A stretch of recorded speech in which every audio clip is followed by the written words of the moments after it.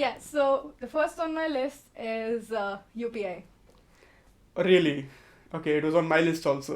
So first on my list is also UPI. I think it's kind of given. It's Like, been why recent. wouldn't it be? Yeah, but Yeah. all right, I'm gonna give you the stage. You said it first, so Okay. you can tell why. Yeah, so the reason UPI is on my list is because it has been a payment interface that has really changed India over the past 3-4 years or so, especially during pandemic.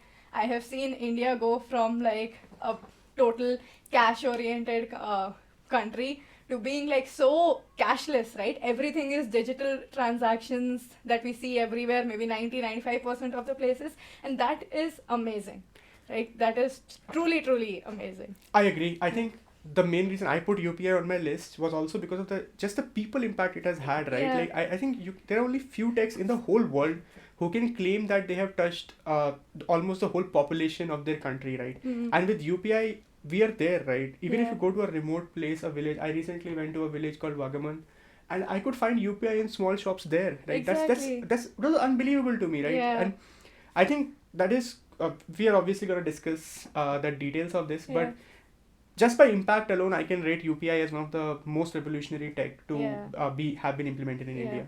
So before we dive into the tech, right, I really wanted to talk about this one anecdote here Mhm. where I actually realized like the day it hit me like, oh God, we are a country of like total digital transactions. Was we India is like we go out for street food now and then, Mhm. right? Like मेरे को शाम को चाहिए बताशे. हाँ. So I had gone out for like a simple snack for pani puri. And I saw that one particular vendor, he didn't have a UPI scanner and a QR code. I see. Okay. And Oh. I saw people came, 10-15 people came, and then he's like telling rates, but people are like ki UPI leto, and he said nahi.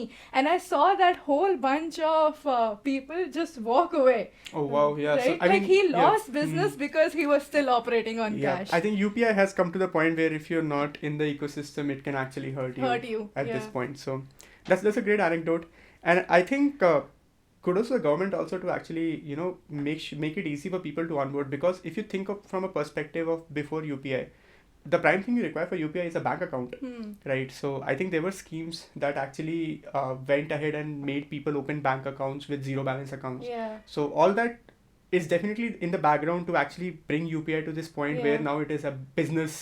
Like you need it for the business, otherwise you'll lose business. Yeah, exactly.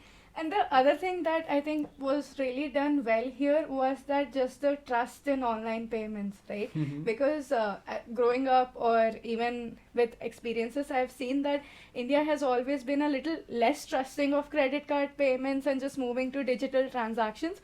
So being able to establish that trust in people that you are, just okay scanning a QR code and putting money through it, I think that is just simply that is like truly revolutionary. Yeah, and I actually believe there is more nuance to it here, Hmm. and I love one decision that was taken here by the government. So India has, as you said, obviously been distrustful of financial techs that have existed outside India for a long while. Hmm. One example of this is credit card, Yeah. which is actually still the most widely used form of online payments outside India. And once you go outside, you realize, oh, it's so hard to just find a credit card that works in that country, right? But one thing I realize now that the NPCI, the people who implemented UPI, did right was to realize what the Indian consumer trusts, and what they trust is their bank account. Yeah. They don't trust any layer above their bank account, be it wallets, credit Yeah. cards, forex cards, whatever it may be, right? So the fact that UPI works directly on your bank account, there is no delay in payment. Yeah. It's instant. I think is a big reason why people trusted UPI but they do not trust and still do not trust other financial instruments that are kind of doing the same thing, right? Providing you an interface to interact with different banks. Yeah. Yeah, I think that is a very good point. And just to like quantify the scale UPI operates today, I think the last I read was that they do like 1 billion transactions per month in a country that has such a huge population. To get them onboarded to a platform like that, kudos, man. Yeah, and I think due credit has to be given to people, innovating outside of just the UPI interface. There have been multiple companies, I think PhonePe is one, for example, who have been building on top of UPI to provide that unified experience, so that Yeah. app doesn't matter, the issuer of your UPI ID does not matter. Yeah. So And definitely the UI part, right? Once I still remember the first app that government released, and if you see Google Pay now, there's so much gamification there. There's so much. The scratch cards Yeah. and whatnot. Yeah. So definitely this can't be credited to one entity. It's just this ecosystem of like good developers pushing their boundaries and overall the ecosystem actually building well. Yeah. Yeah. I agree with that. Yeah. So do you wanna talk about the tech side of UPI a bit? I mean, we are engineers. Yeah, I mean, I think at the base of it, Yeah. the tech is not that complicated, Yeah. right? So anyone can go up and read online. It's a central repository to maintain different banks. It's in a very, for lack of a better term, it's a glorified interface, Yeah. right? It gives interface to the person being paid. It gives an interface to the person who is making the payment, and Yeah. it gives an interface for all banks to communicate. What is commendable about it, I think, is the fact that they were able to do this, Yeah. like get all the banks onboarded, get all people onboarded, as we have spoken. But yeah, and the other part of me, other part of this is where I'm more impressed is, and where we actually do not have much visibility, and I want the government to give more visibility, is how the architecture is scaling, Yeah. because that's where the true beauty comes. True beauty is, because like you said, right, it's in the crux of it, it's actually very simple tech. You send one request here, it forwards address Exactly, resolution, take it from the remitter, put it to the beneficiary. But the beauty of it is actually the scale. The other thing that really intrigues me is also their failure responses, right? If the transaction fails. That part of it is also very intriguing to me, because all that has been implemented pretty seamlessly. But again, I could not find much visibility to that front. Do you have an idea about that? I actually think error handling is where UPI can actually improve. Okay, architecturally they're sound. Yeah. I know they're coming from a financial standpoint. They cannot have a false positive at all. Yeah. This is about money. People take money seriously. One breach of trust can actually bring down the UPI success to a Exactly. huge amount, right? But I feel like sometimes the errors I get, I think the banks are able to game the error message in a way Yeah. that you blame your internet provider, but actually the bank server is down. Yeah. So No, but I think in apps like Google Pay and stuff, you do get like the servers bank was yeah, that is true, and maybe I'm coming at it from a point when a year back, because definitely Google Pay, Phone Pay, all these people also see this and they're like to the bank like, what do you think we're idiots here?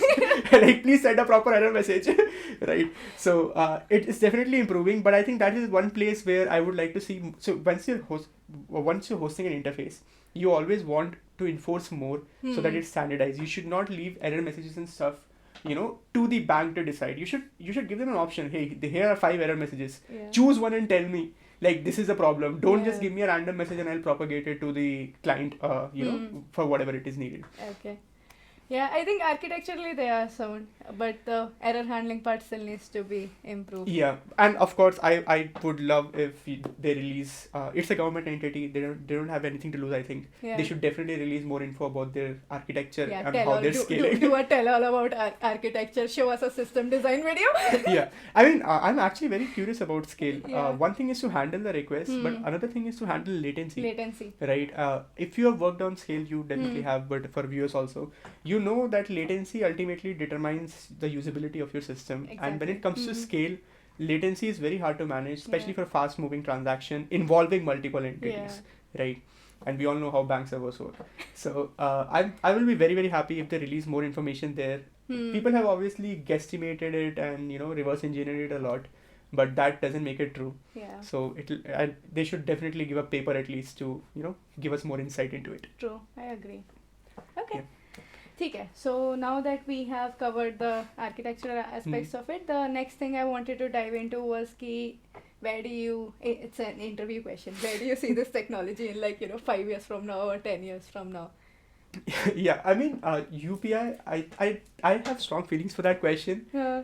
But I guess it comes from the engineer mindset that everything that is there needs to be improved. Okay. And for me, I feel like UPI is at a place where you have to be very careful in what direction it goes.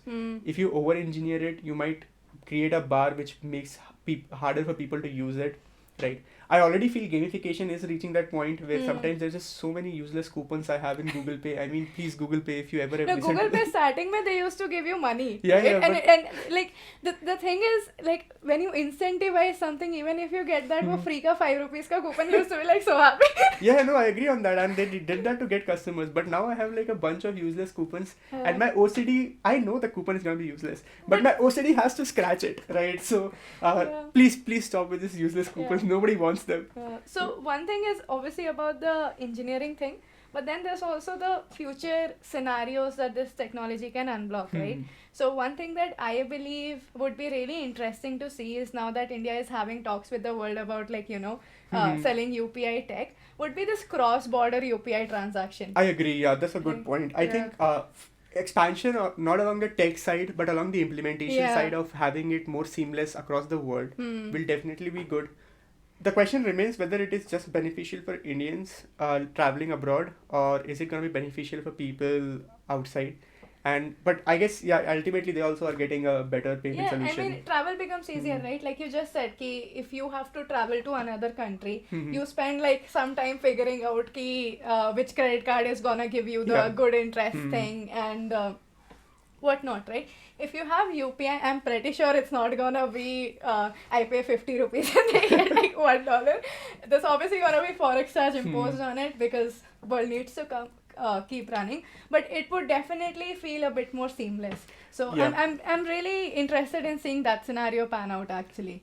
I agree, and I think on these lines, UPI recently did this wallet-based UPI payments for people visiting India.